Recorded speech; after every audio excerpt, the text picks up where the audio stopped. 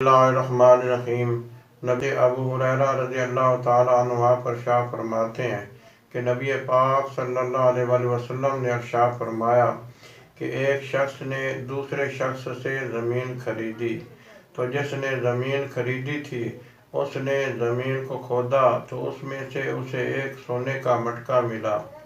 तो उसने जिससे ज़मीन खरीदी थी उसे बुलाया और कहा कि मुझे ज़मीन में से सोने का मटका मिला है, मैंने तुझसे ज़मीन खरीदी थी, सोने का मटका नहीं खरीदा था, इसलिए ये तुम अपने सोने का मटका ले लो।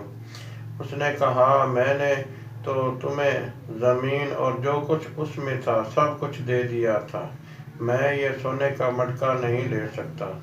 तो दोनों के दरमियान झगड़ा बढ़ा। तो वो एक काजी के पास गए।